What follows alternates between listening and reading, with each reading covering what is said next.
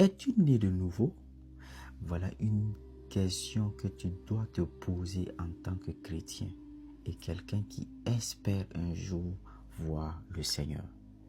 Une question très importante que Jésus va poser pas à n'importe qui, mais à un docteur de la parole, à un docteur de la loi judaïque.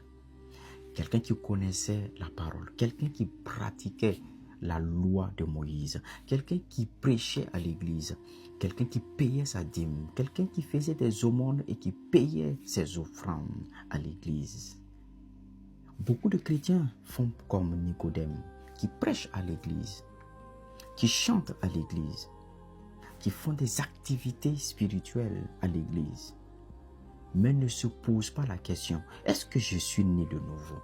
Est-ce que tu es né de nouveau? Qu'est-ce que naître de nouveau? Le verbe naître, c'est le verbe être produit ou créer de nouveau. C'est pourquoi Jésus va nous dire dans Jean chapitre 15, à partir du verset 14, verset 15, il dit, je suis le sceptre et vous êtes les sarments. Celui qui croit en moi produit beaucoup de fruits. Va produire beaucoup de fruits. Car celui qui est né de nouveau sauve des âmes. La Bible dit dans Genèse chapitre 1 que les arbres vont produire selon leur espèce.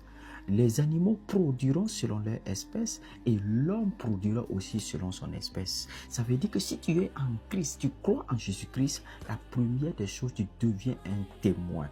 Tu parles de Jésus et tu sauves des âmes. Voilà quelqu'un qui est né de nouveau.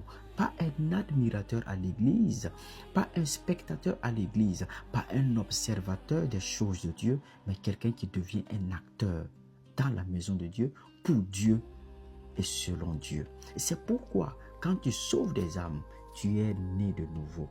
Tu n'es pas admirateur des miracles, mais tu deviens un véritable enfant de Dieu.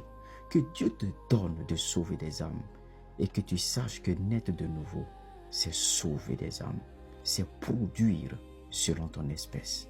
Que Dieu te bénisse au nom de Jésus-Christ. Amen.